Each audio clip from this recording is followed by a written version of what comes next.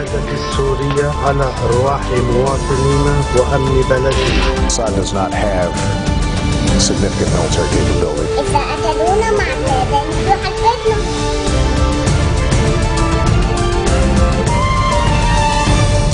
Samedi 21 septembre, merci d'être avec nous pour ce nouveau journal de la rédaction. Voici les titres de cette édition. En Syrie, les violences ne connaissent pas de répit. Damas a remis ce samedi l'inventaire attendu de son arsenal chimique à l'Organisation pour l'interdiction des armes chimiques. L'opposition syrienne rejette l'initiative du président iranien Hassan Rouhani visant à faciliter le dialogue entre les rebelles et Damas, une initiative qui manque de crédibilité politique selon la coalition. Tamam Salam n'entend pas jeter l'éponge. Le Premier ministre désigné a émis ce samedi l'espoir que les partis libanais facilitent la formation du nouveau gouvernement à l'issue d'un entretien avec le chef de l'État, Michel Sleiman. Et à suivre également dans ce journal, fusillade meurtrière dans le Westgate Mall, un centre commercial de luxe de la capitale kenyane Nairobi. Il y a au moins 6 morts et des dizaines de blessés. La Syrie a remis l'inventaire attendu de son arsenal chimique à l'Organisation pour l'interdiction des armes chimiques ce samedi 21 septembre, la date limite fixée par l'accord russo-américain qui prévoit également une visite des inspecteurs de l'AIAC en Syrie en novembre, l'objectif étant de réitérer l'arsenal et donc de retirer l'arsenal chimique syrien d'ici à la mi-2014. Un arsenal considéré par les experts comme l'un des plus importants du Moyen-Orient et qui est estimé à 1 millier de tonnes. Sur le terrain, les violences ne connaissent pas de répit en cette journée internationale de la paix, la journée annuelle de non-violence et de cessez-le-feu. Au moins 15 personnes ont été tuées par balles et à l'arme blanche dans une opération de l'armée et de miliciens pro-régime contre le village sunnite de Sheikh Hadid. C'est dans le centre du pays. La coalition de l'opposition syrienne a rejeté ce samedi l'initiative du président iranien Hassan Rouhani visant à faciliter le dialogue entre les rebelles et Damas. Et je cite, « La proposition iranienne n'est pas sérieuse et manque de crédibilité politique ». L'opposition dit douter de la capacité de Téhéran d'aider à un dialogue entre les rebelles justement et le régime en estimant que l'Iran fait partie du problème en soutenant militairement sur le terrain le régime de Bachar el-Assad. La situation en Syrie et les commentaires d'Alain Juppé, ancien ministre français des Affaires étrangères. Je crois d'abord que quand on parle de la Syrie, il faut rappeler ce qui se passe, parce qu'on le zappe un peu, on parle de M. Lavrov, de M. Kerry, etc. Moi je voudrais parler de la Syrie. Ouais. 120 000 morts.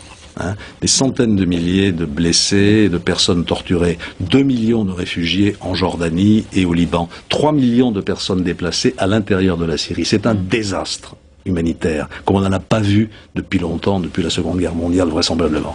Voilà la situation. Alors qu'est-ce qu'on fait face à ça? Il y a un certain nombre d'hommes politiques qui ont dit, pas question d'utiliser la force. C'est une forme de complicité avec un crime contre l'humanité et un crime de guerre. Le crime de guerre, il est avéré. Le rapport des observateurs de l'ONU est absolument clair. Il y a eu utilisation massive d'armes chimiques et à partir de missiles sol-sol que seul le régime syrien est capable d'opérer. Dit le contraire. Il dit les Russes, je ne crois pas, M. Lavrov. Je crois les observateurs des Nations Unies et je crois le secrétaire général des Nations Unies quand il dit il y a eu un crime contre l'humanité. Je crois aussi les 12 pays sur 20 du G20 qui ont dit à Saint-Pétersbourg il y a eu crime contre l'humanité, c'est le régime syrien qui en est responsable et il faut des mesures fortes. Voilà l'arrière-plan de tout ça qui fait que moi je regarde ça pas de façon tranquille, il faut y mettre, oui, avec colère. Il faut absolument que dans la résolution, parce que c'est inacceptable, parce que c'est un massacre absolument inacceptable.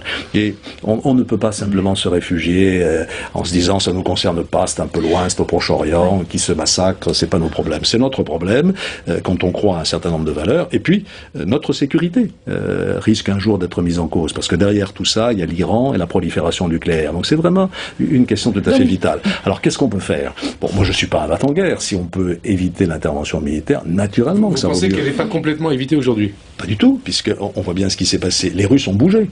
On dit ils sont maîtres du jeu, mais ils ont quand même été obligés de bouger. Bachar a accepté ce qu'il refusait depuis des années, à savoir mettre ses armes chimiques sous le contrôle de l'organisation internationale qui gère le traité qui interdit ces armes chimiques. Donc c'est une reconnaissance que ces armes existent, sinon qu'il les a utilisées. Donc il y a eu ce mouvement de la Russie, mais c'est insuffisant aujourd'hui. On voit bien l'ambiguïté de l'accord qui a été conclu à Genève. C'est qu'on nous dit, si Bachar el-Assad nous raconte des histoires, comme il le fait depuis 2 ans et demi, s'il ne tient pas ses engagements... Avec la complicité russe. Avec la bienveillance russe. Ouais. Eh bien, à ce moment-là, il faut revenir à l'application du chapitre 7 de la Charte des Nations Unies, c'est-à-dire à l'utilisation de la force pour que le droit puisse triompher. Je vous rappelle, Pascal, la force sans le droit est injuste et le droit sans la force est impuissant. Et quand mais la Russie est la France, contre. eh bien, on va continuer le bras de fer. Hein. C'est pas parce que la Russie est contre qu'on va se coucher. Il faut continuer à essayer de faire pression, comme on l'a fait jusqu'à présent. Ça fait un peu bouger la Russie. Il faut continuer à la faire bouger. Et moi, je suis absolument convaincu qu'un jour ou l'autre, elle laissera tomber Bachar el-Assad quand elle se rendra compte que c'est plutôt un obstacle ce qu'elle veut faire au Proche-Orient. Le Premier ministre libanais désigné Tamam Salam a émis ce samedi l'espoir que les parties libanaises facilitent la formation du gouvernement. Il s'exprimait à l'issue d'un entretien avec le président Sleiman au palais de Babda. Et Salam n'entend pas jeter l'éponge. Il promet de poursuivre ses efforts en vue de la formation du nouveau cabinet. Nommé le 6 avril dernier au poste de Premier ministre, au terme de 2 jours de consultation parlementaire, Tamam Salam peine à constituer un nouveau cabinet en raison notamment des divisions entre les différents partis politiques sur le conflit syrien. Allez, restez des nôtres au retour de la pause. Vote historique pour les Tamouls après une campagne difficile.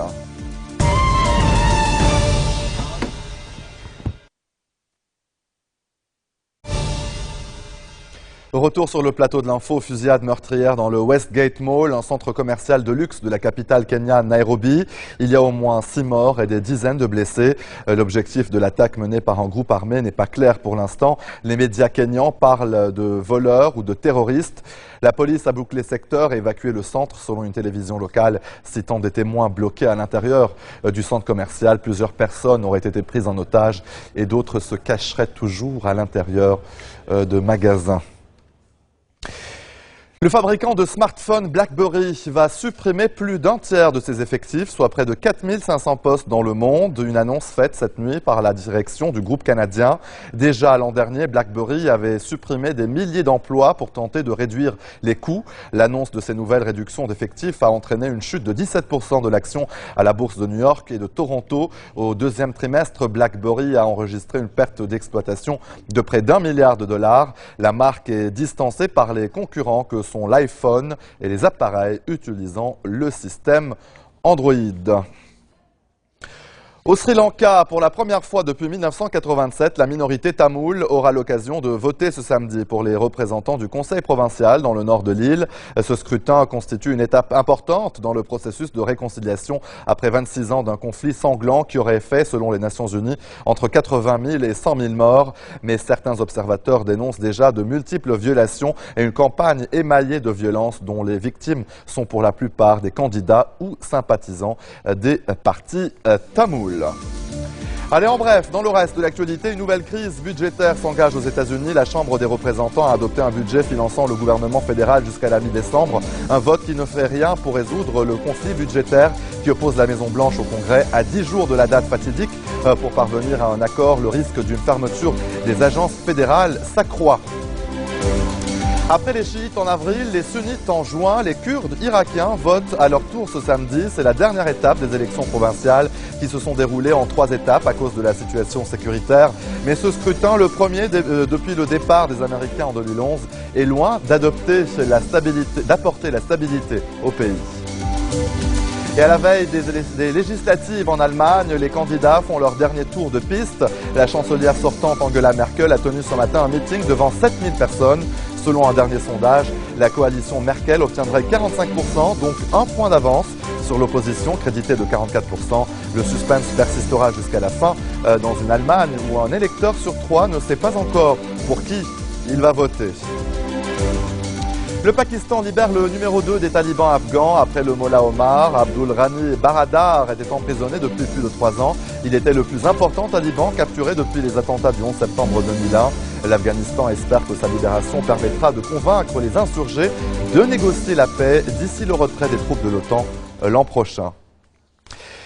Il n'y aura pas de retrouvailles émouvantes entre les familles coréennes séparées par la guerre. C'est la décision unilatérale de la Corée du Nord. Les dernières rencontres de cette ampleur remontent à 3 ans. Les prochaines devaient avoir lieu donc dans 4 jours dans une station touristique des monts Kamkung, au nord de la zone démilitarisée qui sépare les deux Corées. Pour Pyongyang, la raison de ce report est la politique hostile de Séoul. La Corée du Sud se voit notamment reprocher d'avoir fait des manœuvres militaires conjointes avec les États-Unis. Le super typhon Usagi, la plus puissante tempête tropicale de l'année, fouette les Philippines et Taïwan. De pluies torrentielles et de rafales de vent, il menace désormais Hong Kong et le sud de la Chine. Le super typhon s'est d'abord attaqué aux îles Bataan, au nord des Philippines, pendant la nuit, avec des bourrasques atteignant 250 km à l'heure, déracinant des arbres et provoquant des pannes de courant. Plusieurs routes ont été coupées par des glissements de terrain. Aucun décès n'a été rapporté dans l'immédiat. À Taïwan, des vols ont été annulés, des services de ferry suspendus.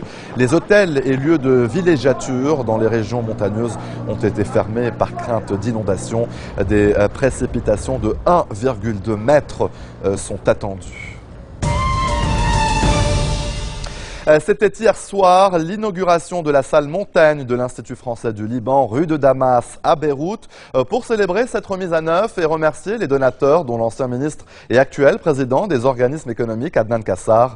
La cérémonie a été consacrée au patrimoine audiovisuel libanais. Les détails dans ce reportage.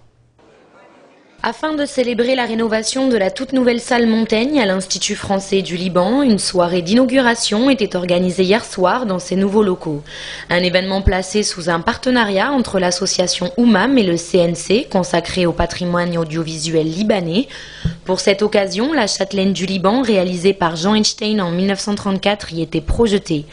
Un film restauré par les archives françaises du film dans le cadre du plan de sauvegarde des productions anciennes du ministère de la Culture français. L'idée, c'était en fait d'organiser cette soirée pour inaugurer la nouvelle salle avec ce film qui a une histoire particulière pour les Libanais, puisque La Châtelaine du Liban, c'est un roman célèbre de Pierre Benoît, qui lui-même a vécu quelques années au Liban dans les années 20, et qui avait écrit ce roman célèbre, qui a été adapté en plus 3 fois au cinéma, une fois à l'époque du muet, 1926, en 1933 par Jean Epstein, la version qui a été présentée ce soir, qui sera présentée ce soir, et puis en 1956, il y a une autre version avec Juliette Gréco, qui a été tournée aussi dans la région. L'idée aussi de cette soirée, c'était de montrer un film qui n'existe pas au Liban, et de montrer aux Libanais qu'il est important de conserver, de restaurer l'identité libanaise à travers le cinéma et de conserver les films ici sur le sol libanais.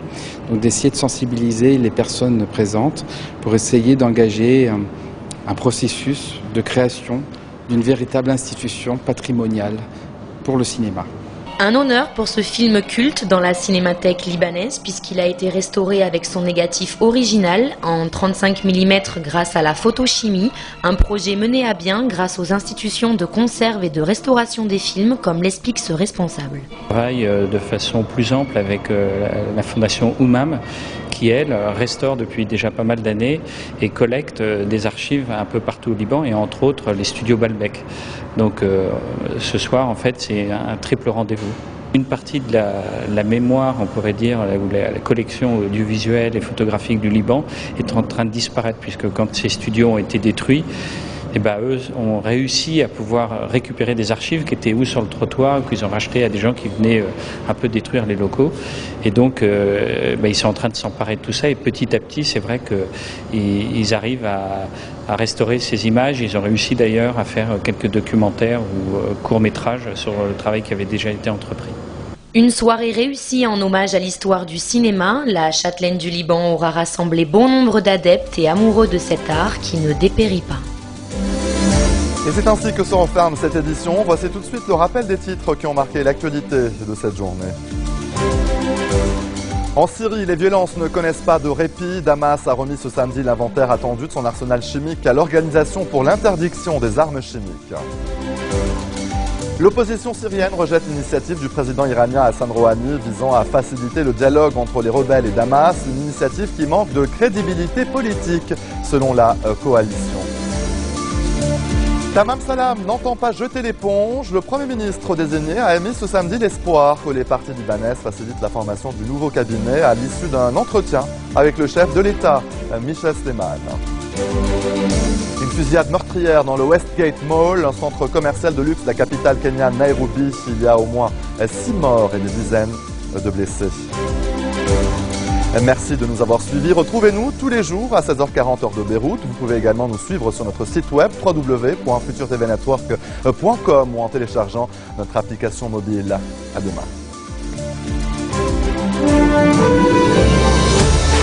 من حرص القيادة السورية على أرواح مواطنينا وأمن بلدنا. Assad does not have significant military capability.